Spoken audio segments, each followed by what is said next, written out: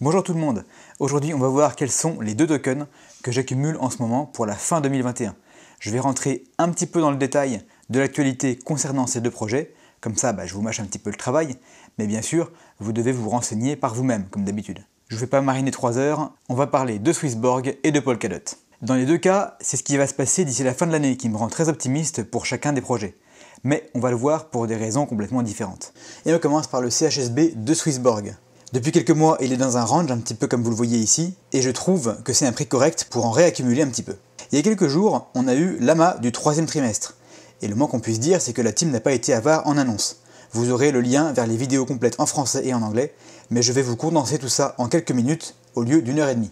Pour ça, et pour être sûr de rien oublier, je vais dérouler avec vous les slides de leur présentation, ils ont été suffisamment gentils pour nous y donner accès, en m'attardant bien sûr sur les points qui nous intéressent aujourd'hui. Alors, ils ont commencé par nous parler des défis qu'ils avaient rencontrés sur le 3e trimestre 2021. C'est très intéressant, mais c'est pas notre sujet aujourd'hui, donc je vous laisse regarder tout ça par vous-même. Ensuite, on passe aux résultats du 3e trimestre 2021. Et là, moi, ce qui m'intéresse, c'est les deux chiffres ici à la fin. On commence par celui-ci, il y a pratiquement 500 000 utilisateurs vérifiés qui ont passé le KYC. Et parmi ceux-là, depuis que le Community Premium est mis en place, il y en a 20 000 qui ont franchi le pas. 20 000 fois 2000 jetons, ça fait 4 millions de jetons qui sont maintenant bloqués en plus. Ça, c'est les événements marquants du 3e trimestre, donc depuis juillet. On voit qu'il y a eu 5 nouveaux jetons de listés. Le partenariat créé et étendu dans la foulée avec Bitfinex. Ils ont commencé par lister le CHSB et un mois après, ils ont ajouté Bitfinex au Smart Engine. Et bien sûr, pratiquement à chaque fois qu'il y a un nouveau jeton, ils nous donnent du yield dans la foulée. Maintenant, c'est disponible pour XRP et 0x Polygon. Et ça y est, on arrive au cœur du sujet. Je vous laisse lire les détails s'ils vous intéressent, mais pour résumer, la politique de Swissborg, c'est d'augmenter la demande pour le jeton maison, le CHSB, tout en faisant en sorte que le circulating supply diminue. Pour le faire diminuer, c'est très simple, il suffit de brûler des jetons régulièrement et d'encourager les gens à les staker en fournissant des avantages importants à ceux qui deviennent premium. Pour augmenter la demande, on se concentre sur le yield et la croissance de la communauté. Maintenant, le conseil de gouvernance. On leur avait demandé leur avis et ils ont voté. Entre les 3 projets qui leur avaient été proposés, ils ont choisi le yield bonus, c'est-à-dire que ceux qui garderont leur CHSB dans le Smart Yield pendant longtemps seront récompensés par un meilleur taux. Ça, c'est très intéressant puisque bien sûr, ça attirera de nouveaux utilisateurs. Alors qu'est-ce que ça donne sur la roadmap? Les nouveaux jetons, ça on commence à avoir l'habitude, c'est cool. Un point très important, la version en français de l'application que vous êtes très nombreux à réclamer, ça y est, c'est bon, ils ont levé les principaux obstacles, ils ont mis beaucoup de temps à la sortir, mais là ça y est, elle arrive. Il y aura le Yield 2.0, ça on y revient juste après, et ils veulent aussi rendre la marketplace, c'est-à-dire l'endroit où vous choisissez, où vous naviguez entre les différents jetons, un petit peu plus lisible. Oui, au début c'était facile, il n'y en avait qu'une dizaine. Et maintenant qu'il y en a beaucoup plus, ils se sont rendus compte qu'il y avait besoin de rendre ça navigable de manière un petit peu plus claire, peut-être de regrouper les jetons avec des filtres ou par thème. Donc on verra bien comment ça va se présenter. Pour l'instant il n'y a pas encore de capture d'écran, on ne sait pas à quoi ça va ressembler, mais c'était nécessaire, ils en sont conscients et ils vont le faire. Autre chose sur laquelle il faudra garder un œil aussi, c'est la fin du Genesis Premium. Est-ce que juste avant cette fin, qui n'a pas encore été annoncée mais qui arrive pour bientôt, on verra pas les gens se précipiter vers le CHSB? On verra bien. Bref, plein de choses très intéressantes, et en voyant tout ça, je me dis qu'ils sont en train vraiment de remédier à leur seule faiblesse. C'est-à-dire que l'application elle était parfaite pour les débutants depuis le début, elle était simple sans être simpliste, vraiment claire et épurée, mais pour celui qui commençait à s'y connaître un petit peu, ça manquait cruellement de diversité. Et bien maintenant, on a à la fois la simplicité, mais aussi de plus en plus de jetons, de plus en plus de yield, et comme on va le voir, ça va devenir vraiment compétitif par rapport à ce qui se fait à côté. Ils ont annoncé le listing de Polkadot, une excellente nouvelle. Au moment où vous verrez cette vidéo, ça y est, c'est fait. Le DOT est listé sur Swissborg. Autre chose qui devrait arriver très bientôt, l'EuroT, donc le stablecoin euro de Tether, sera disponible sur Swissborg, et ils vont mettre directement aussi le Smart Yield dessus. On ne sera plus obligé de s'exposer au taux de change euro-dollar en utilisant l'USDC, on aura l'EuroT qui sera disponible. Et on passe au Yield 2.0. Alors qu'est-ce que ça veut dire? Ils ont un petit peu revu le Yield pour rendre ce cercle vertueux encore plus rapide. Vous avez le nouvel utilisateur qui arrive, il achète quelques CHSB parce qu'il est curieux. Ensuite, il se rend compte qu'avec le yield, eh bien, il augmente rapidement la quantité de jetons qu'il possède. Ensuite, il se demande s'il ne pourrait pas passer premium. Ensuite, il se rend compte qu'il a encore plus d'avantages comme ça. Il décide de les garder et peut-être même d'en racheter. Et ça continue. Alors le yield 2.0, ça sera plus le même taux pour tout le monde. Un peu comme pour les impôts, où dans les premières tranches, c'est très faible, et plus on gagne, plus on paye. Et bien là, on va, entre guillemets, avantager les petits porteurs de jetons, avec des taux qui seront beaucoup plus élevés, et plus on en aura, moins le taux sera important dans le yield wallet. Alors attention, tout le monde gagnera ces taux-là sur leurs 1000 premiers jetons. Mais c'est juste que sur les 9000 qui suivent, eh bien le taux diminue, et ainsi de suite. Donc ça va être mis en place ici, d'ici la fin de l'année 2021, mais ça ne sera pas en une seule fois. D'abord, ils vont mettre en place le système, mais ce qui sera un petit peu piégeant, c'est que ce ne sera pas vraiment explicite. Vous allez voir le taux qui va changer, vous aurez un taux qui va apparaître, mais il n'y aura pas le détail. Donc c'est pour ça que c'est important d'être au courant. Ensuite, ils vont l'intégrer à l'interface utilisateur, et là, vous aurez le nombre de CHSB dans chaque tranche et le taux pour chaque tranche. Et en troisième étape, ils vont mettre en place cette récompense pour ceux qui gardent leurs jetons longtemps sans jamais les retirer.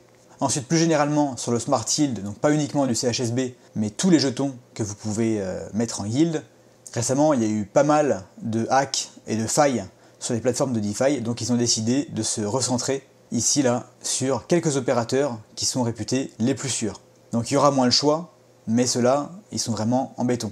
Le fait d'augmenter la sécurité comme ça, ça veut dire qu'on n'a plus autant besoin d'alimenter le safety net. Le safety net, c'était un fonds de secours qui était là pour combler une éventuelle perte si jamais un jour il se passait quelque chose. Au début, ils avaient mis 1 million de dollars. Depuis, vu qu'il a été alimenté par 25% des gains, il est à peu près à 12 millions de dollars. Donc ce qu'ils vont faire, c'est qu'ils vont le rendre statique, ce fonds. Ils vont arrêter de l'alimenter, donc ils vont arrêter d'y consacrer 25% des gains, et en plus de ça, ils vont le convertir en CHSB. Ça veut dire qu'il y a 12 millions de dollars d'achats qui vont être réalisés. Et les 25% qui seront plus dépensés ici, eh bien ils seront reversés aux utilisateurs, sous la forme d'une augmentation du yield de 25%. Allez, je ne vous fais pas une vidéo d'1 heure, donc je passe très rapidement sur la fin. Les partenariats. Je m'arrête quand même sur cette diapo une seconde parce que c'est vraiment super intéressant. Swissborg, ils aimeraient diriger plus l'attention sur certaines micro-capitalisations, mais pour lesquelles ils trouvent qu'il y a quand même des fondamentaux vachement solides. Du coup, ce qu'ils vont faire, c'est qu'ils vont faire le travail un petit peu à notre place, et si le projet, ils le valident, s'ils trouvent que c'est vraiment costaud, eh bien, ils vont pousser un petit peu Bitfinex à accélérer le listing, et du coup, eh bien, ils pourront le proposer sur Swissborg directement, et donc on devrait avoir accès à des tout petits projets bientôt, mais qu'on pourra acheter beaucoup plus tôt, bien avant qu'ils soient listés sur des échangeurs énormes comme Binance. Et on finit avec ce qu'ils ont appelé les thématiques. Je pense que c'est en lien avec l'optique de simplifier un petit peu cette liste de tokens qui devient un petit peu longue et qui pourrait pénaliser un petit peu les débutants. Quand vous êtes débutant et que vous arrivez devant une liste de 20, 25, 30, 35 crypto-monnaies, eh bien, vous savez plus trop quoi acheter.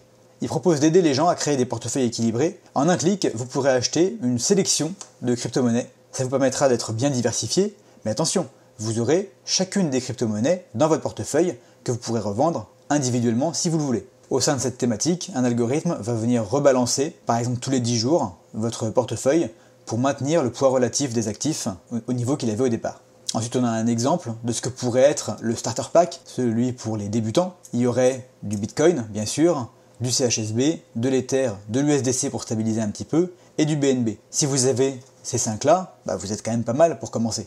Donc ça vient pré-mâcher le travail aux débutants dans un univers qui, même sur Swissborg, a tendance à se complexifier un petit peu. Comme d'habitude, si vous souhaitez vous inscrire, gagner un bonus entre 1 et 100 € et soutenir la chaîne, vous pouvez utiliser le lien qui se trouve en description. Merci beaucoup à tous ceux qui l'ont déjà fait. On continue avec Polkadot. Pourquoi est-ce que j'en achète en ce moment autant que je peux, ou presque? C'est très simple, vous le savez peut-être déjà, mais on approche à grands pas des enchères des parachains. Si vous ne savez pas ce que c'est, je vous explique juste après. Ça va se passer à peu près comme pour Kusama, et je veux dire que j'ai été très agréablement surpris. J'avais prêté l'équivalent de 1800 € à peu près, pour 1 an en KSM. Et non seulement je vais les récupérer ces KSM, mais en plus, j'ai déjà reçu pour plus de 3000 € de tokens. Et il y en a encore pas mal à venir. Oui, vous avez bien entendu. Alors, Polkadot, Kusama, comment ça marche en 2 mots? ultra simplifié. Ce sont des blockchains, mais qui ne rendent pas service directement à l'utilisateur final, mais à d'autres blockchains. Les deux réseaux se ressemblent beaucoup. Kusama est là pour tester les nouveautés avant de passer sur Polkadot. Les modifications sont beaucoup plus rapides, c'est pour ça que Kusama existe. Polkadot c'est plus stable, mais aussi moins agile pour ce qui est de déployer des nouvelles choses. Je prends l'exemple de Kusama, mais ça marchera pareil pour le DOT. Donc vous avez votre chaîne principale, ici au centre. Et tout autour vont venir se greffer ce qu'on appelle des parachains, qui vont chacune rendre un service aux utilisateurs qui sont encore un cran plus haut. Grâce à cette chaîne centrale, eh bien, toutes les parachains peuvent communiquer entre elles. Ce sera très pratique pour échanger un token contre un autre. Et aussi, les validateurs de cette blockchain-là vont valider les blocs des petites parachains. Donc les projets qui sont là sur le bord n'ont pas à se soucier de cet aspect-là, de la sécurité. Ça leur simplifie le travail. Alors évidemment, ce service de validation, il n'est pas gratuit. Et c'est là que les enchères entrent en jeu. Il y a un nombre limité de places ici autour du cercle. C'était 100 initialement pour Kusama. Je ne sais pas combien il y en aura sur le réseau Polkadot. Ces places, on les appelle les slots. Et pour pouvoir en louer un, des enchères sont organisées auxquelles participent les différents projets candidats. Disons que 3 projets A, B et C sont en concurrence pour occuper ce slot-là. Et bien ils vont devoir enchérir en Kusama. Et le vainqueur remporte la place pour une année environ. L'année prochaine, on recommence. Et c'est là que vous rentrez en jeu. Pour avoir une chance de remporter les enchères, il faut un bon paquet de jetons à mettre sur la table. Ces jetons, ils ne sont pas dépensés, ils sont juste bloqués. Mais il faut pouvoir prouver qu'on en a plus que les autres. Soit vous êtes un projet très riche et vous y allez avec vos économies, soit, comme ça se passe à chaque fois en fait, vous faites appel à votre communauté pour qu'on vous prête des KSM. Imaginons que vous aimiez bien le projet A et vous prêtez un KSM. Soit votre projet remporte le slot et votre KSM il est bloqué pendant un an, vous le récupérez à la fin, et en plus de ça, vous aurez quelques tokens A en récompense. Soit ça suffit pas et le projet A pourra retenter sa chance pour l'enchère suivante. Si à la fin des enchères il n'en rapporte aucune, eh bien vous récupérez votre KSM beaucoup plus rapidement, au bout de quelques semaines seulement. Alors, sur le papier, c'est super, mais il y a quand même 2 inconvénients que vous devez garder en tête. On vous rendra ce que vous avez prêté, des KSM ou des DOT, mais dans longtemps. Si entre-temps la valeur du KSM ou du DOT plonge, ce sera une perte pour vous, ou alors il faudra attendre que ça remonte. Deuxième inconvénient, on vous donne les jetons du nouveau projet que vous soutenez, mais vous renoncez au staking de vos KSM pendant un an, ce qui représente 12% par an quand même. A vous de voir si vous pensez que la valeur des nouveaux jetons qu'on va vous donner dépasse la valeur des intérêts que vous auriez touchés pendant toute cette période. Avant de passer à Polkadot, comment est-ce que ça s'est passé pour Kusama? On a quelques enchères de terminer et un petit peu de recul sur tout ça. C'est très variable. J'avais participé à 3 projets, Karura, Shiden ou Shiden, je ne sais pas comment on prononce, et Moonriver. Tous les chiffres que je vous donne maintenant sont basés sur la vente des jetons le jour où j'enregistre la vidéo, aujourd'hui. J'ai pas encore touché toutes les récompenses, car elles sont étalées sur l'année, mais au moins je connais aujourd'hui le cours des différents jetons. Il faut bien que je prenne un point de repère et je ne veux pas vous balancer des chiffres complètement fantaisistes et gonflés artificiellement. Tout ce que je vous dis là, c'est du réalisable. J'ai qu'à cliquer sur vendre. Alors celui qui a le moins bien marché au moment où j'enregistre, c'est Shiden. J'ai gagné environ 12% de ce que j'ai prêté. C'est pas mal. J'ai fait en 2 mois ce que j'aurais fait en 1 an sinon. Et je continue de percevoir des récompenses. Ensuite, il y a Karura. Là, j'ai déjà gagné 26,6% de ce que j'ai prêté, donc plus de 2 fois la performance annuelle que j'aurais pu espérer sur mes Kusama. Et puis, il y a le grand gagnant. J'imaginais pas que ce soit possible, honnêtement. Moonriver. J'ai déjà fait plus 547%. Et c'est pas fini, comme je vous l'ai déjà expliqué. Je touche encore des récompenses toutes les semaines. Alors ça, c'était KSM. Maintenant, Polkadot.